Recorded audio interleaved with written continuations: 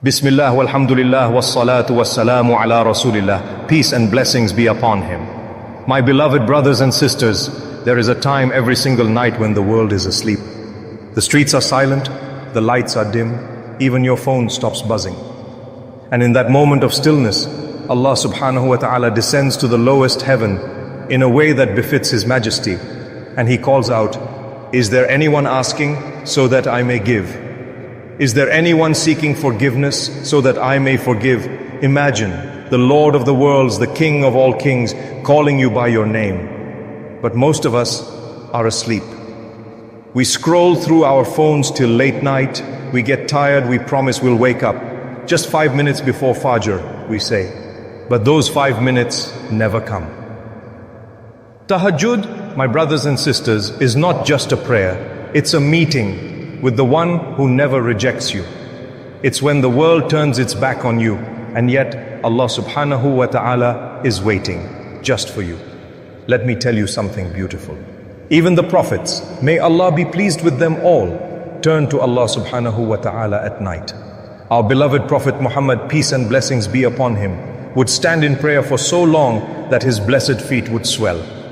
When Aisha, may Allah be pleased with her, asked, "Why, O Messenger of Allah, when Allah has already forgiven all your sins?" He replied softly, "Should I not be a thankful servant?" Subhanallah. Even though he had nothing to be forgiven for, he would still cry to his Rabb at night. So what about us? We who have so many sins, so many mistakes, we who cry to people, post our pain online, but forget the one who can actually fix our hearts. Some people ask, "Do I need to sleep before Tahajjud?" The answer is yes, ideally, but if you couldn't sleep, still stand up and pray before Fajr, because Tahajjud is about connection, not just timing.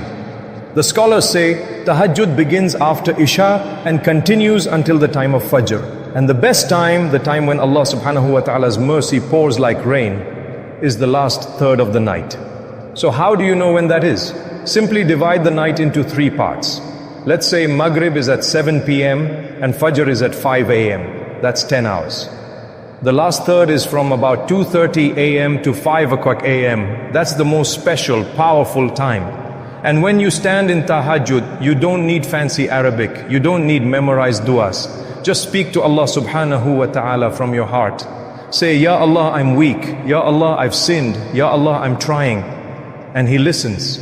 He listens to your trembling voice, your tears, your silence. Even if you can't pray long, 2 rakats are enough. 2 sincere rakats, prayed with tears and humility, can change your entire life. Because Tahajjud is not about how much you pray, it's about how real your connection is.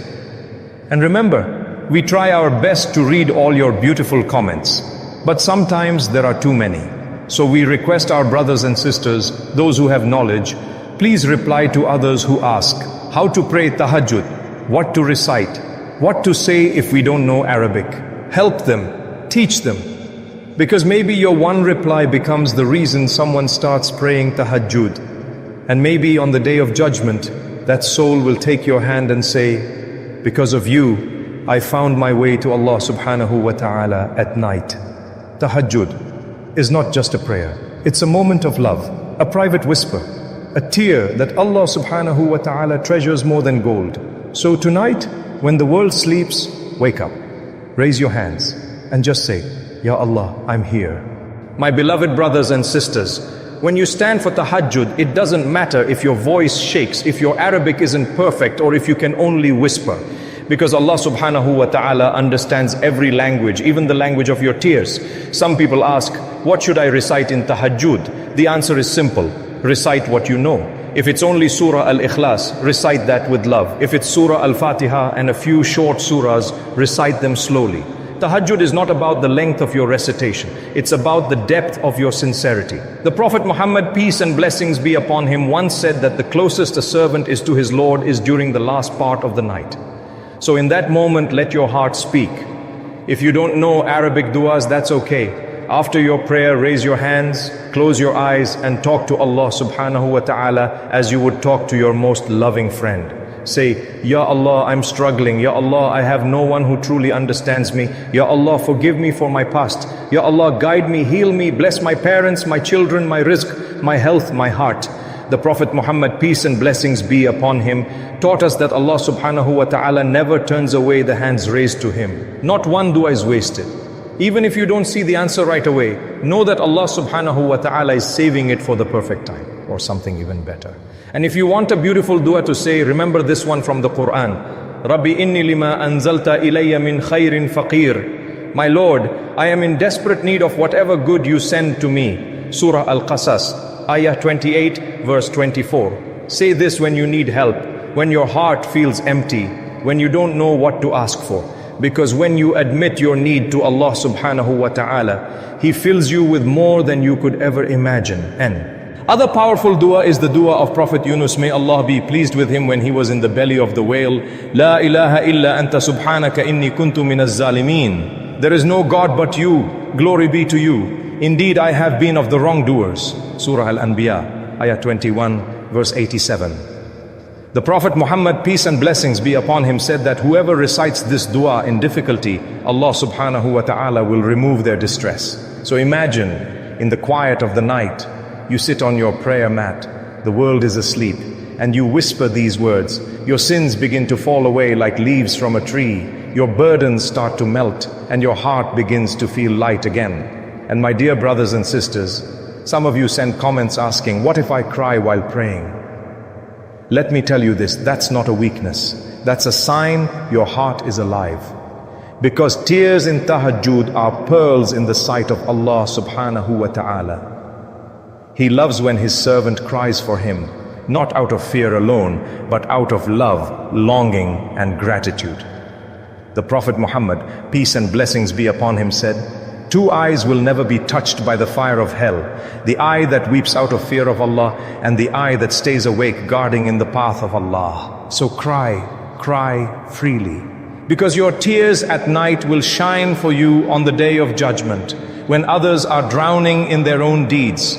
And to those who keep asking questions in the comments, may Allah reward you. We try to read as many as we can, but sometimes we miss some. So I humbly ask, those of you who have knowledge, who understand the deen, please reply with kindness to those seeking guidance. Because every reply you make, every message you write to help someone understand tahajjud or salah or dua could become your sadaqah jariyah, a reward that continues long after you've left this world. So, tonight, when you stand before Allah subhanahu wa ta'ala, don't just go through motions. Feel every word. Whisper your pain, confess your mistakes, pour your heart out. My beloved brothers and sisters, on that great day and the day of judgment, when the sun is brought so close that people will drown in their sweat, there will be a group of people who will be calm, glowing and peaceful. Who are they? They are the ones who used to wake up in the depths of the night when everyone else was asleep and whisper to their Rabb, Allah subhanahu wa ta'ala. The Prophet Muhammad, peace and blessings be upon him, said, the people of tahajjud will have faces shining like stars on the day of judgment. Allahu Akbar. Can you imagine? Your face glowing with a divine light because you once stood alone in your room and said, Ya Allah, while the world slept. When you used to struggle to wake up. When your body said, just sleep, but your heart said, no, Allah is waiting for me. Those moments are not forgotten. Allah subhanahu wa ta'ala never forgets. Every tear you cried in tahajjud, every sajdah you made in secret, every whisper of forgive me, Ya Allah, all of it is written. All of it will come back to you as light, mercy and ease on that day. And on that day when people will be desperate for shade, the Prophet Muhammad, peace and blessings be upon him, told us that among those under the shade of Allah's throne will be the one who remembers Allah in solitude and his eyes fill with tears. That's you, the one who prays tahajjud when no one sees, when no camera records, when no one claps, when no one even knows. You do it for Him alone. That's ikhlas, sincerity. And sincerity is what Allah subhanahu wa ta'ala loves most. My dear brothers and sisters, I know sometimes you wake up for tahajjud, but you feel nothing. You stand, you pray, but your heart feels empty. Don't give up. Even that prayer counts. Because every time you fight your sleep and stand before your Lord, you are telling Him, Ya Allah, even when I feel nothing, I'll choose you.